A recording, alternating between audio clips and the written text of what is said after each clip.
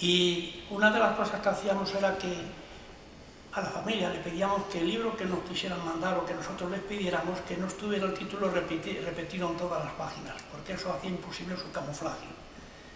Y cuando recibíamos un libro, incluso el Capital de Carlos Marx, que lo teníamos allí en 2 o 3 tomos, pues lo teníamos en... Había un bibliotecario en aquella época, yo no estaba allí, que se llama Mota, que ha muerto el hombre ya, pero que era un viejo librero, que era humanista, para todo. Entonces, cuando queríamos hacer un libro clandestino, se buscaba en la biblioteca oficial, que había libros sobre todo religiosos o anodinos por completo, buscaban el libro que era más parecido al que queríamos clandestinizar, ¿no?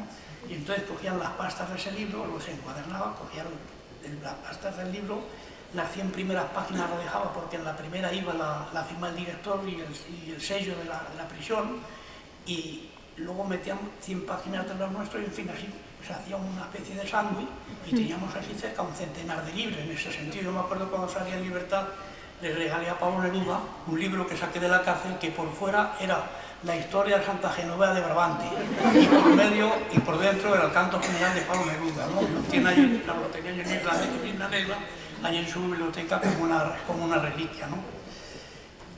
Y lo hacíamos en condiciones muy difíciles, porque ahora cuando hablan aquí de las condiciones de la cárcel eran incluso peores aún de lo que podamos describirlas, ¿no? Y había un capellán de la cárcel, y para que os dé idea qué espíritu reinaba en la cárcel, ese capellán recibió un día un telegrama del capellán general y le decía lo siguiente, textualmente porque me lo aprendí de memoria. Dice: la misión del guardián de prisiones, no del capellán, del guardián de prisiones es impedir la fuga física del preso para que cumpla su condena. Y la misión del capellán de prisiones es impedir la fuga espiritual del recluso para que, centrado en su dolor, se redima ante Dios y ante los hombres. Textual. Y ese era el espíritu que reinaba allí en la cárcel. Sin embargo, repito que nosotros vencíamos estas cosas y teníamos una vida impensable. Por ejemplo, teníamos una revista propia, se llamaba Muro. La revista Muro, yo tengo ejemplares en casa porque hicimos, cuando salí en libertad, una reproducción de unos cuantos miles de ejemplares y, bueno, no he traído ninguno, pero otra vez lo llevo conmigo para regalarlos, ¿no?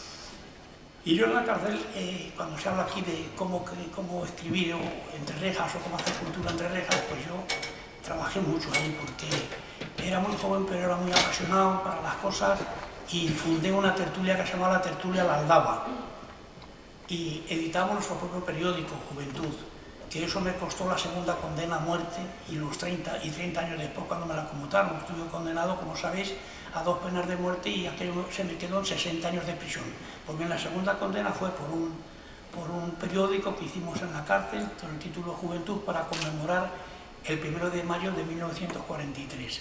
Y hacíamos cosas impensables allí. Y yo escribí un drama que se titulaba, como decía antes, Sino Sangriento, que era un homenaje a Miguel Hernández por su 50 aniversario, que tenía tres actos, ¿no? El primero era El rayo que no cesa, el segundo era Viento del pueblo y el tercero era Cancionero y romancero de ausencias. Y eso no solo lo escribí allí clandestinamente, sino que lo representábamos con unas mantas y unas sábanas, con unos compañeros subidos a la ventana para avisar en cuanto hubiera el más pequeño riesgo, ¿no? Y hicimos allí esos homenajes, increíble, ¿no? Pero yo recuerdo que había dos compañeros en la embocadura del escenario, uno a cada lado, y bueno, parecía que eran 2 personajes del drama que se iban a representar. Sin embargo, eran 2 compañeros que tenían una misión. En caso de que de una ventana onda de vigilancia diera la alarma, que podía ser alcánzame el botijo, cualquier cosa así, una cosa comida, esos 2 personas tenían que desmontar en unos segundos aquel escenario, y ensayaban antes mucho para que en unos segundos supieran de dónde tenían que esconder la sábana, dónde meter la manta y tal. En fin, hacíamos cosas de esas de la cárcel, que me he metido un poco en la cárcel, y no quiero, porque claro, escuchando a la compañera muchas cosas de lo que son las prisiones y de cómo he vivido allí, pues me recordaba todo esto.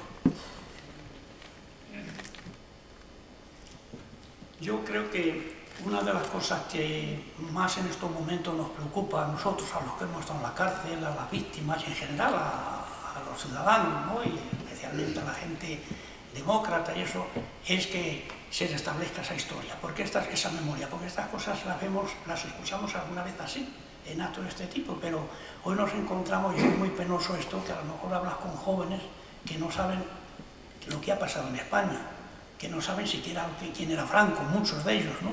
Y lo digo eso porque a mí me vienen a casa, vienen muchos nietos de fusilados, porque como la gente sabe, y saben que estoy en muchas cárceles, me vienen esos nietos con fotografías de su abuelo, para ver si había coincidido con él en alguna cárcel, de que le hablase de él, de cómo era, etcétera, ¿no? Y claro, me encuentro con jóvenes que se han enterado hace 2 años de que aquí en España hubo 40 años de represión, una cosa que se llamó franquismo, etc. No lo saben, no lo sabían, ¿no? Y por eso digo que la memoria es importante para que el mejor legado que podemos dar a la juventud es lo que hemos vivido en este país.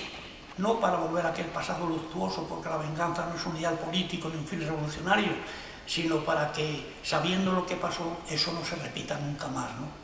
Y por eso yo creo que es interesante, no como dicen algunos, que hay que pasar página, ¿no? Nosotros decimos sí, pero después de haberla leído, y eso es lo que tenemos que hacer con las nuevas generaciones, que sepan lo que ha pasado en este país, para que lo que nosotros hemos vivido no sea posible nunca más ni para nadie en nuestro país.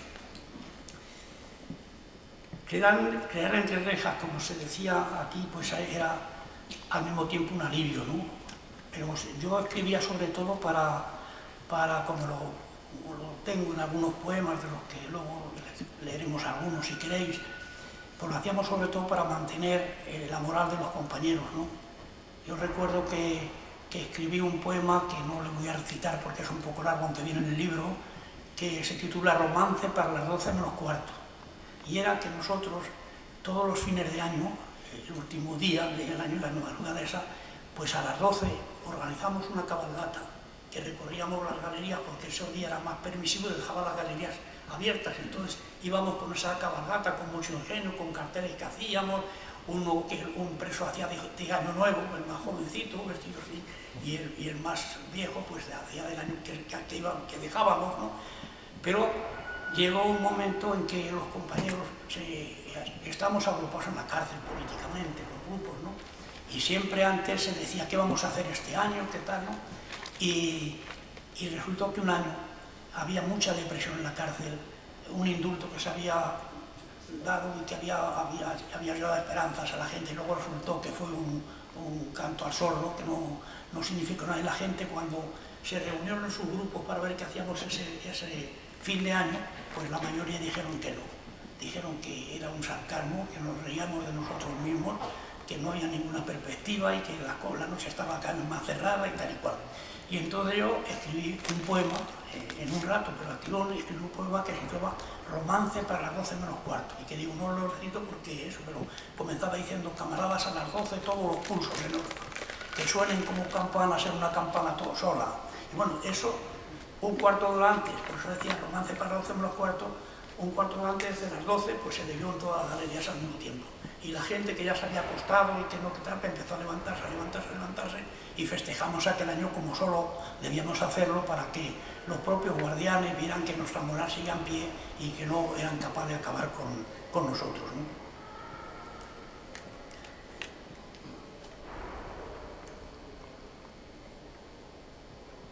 Yo ahora, una de las cosas que más hago, porque la gente me pregunta, ¿y qué haces ahora? Yo digo, yo hago solidaridad sobre todo, ¿no? Porque yo me considero un hijo de la solidaridad.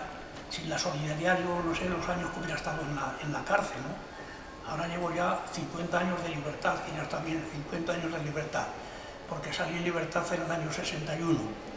Y entonces yo me considero un hijo de la solidaridad.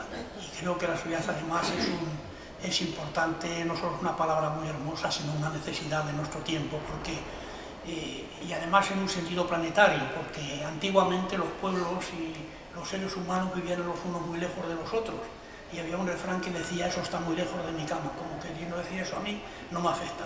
Pero en nuestro tiempo, la técnica moderna ha acabado con las distancias, y son muy cortos los caminos entre, pues, no sé, en Afganistán, en nuestras casas, entre cualquier punto lejano donde se cometa una perversión y la seguridad de nuestros hijos.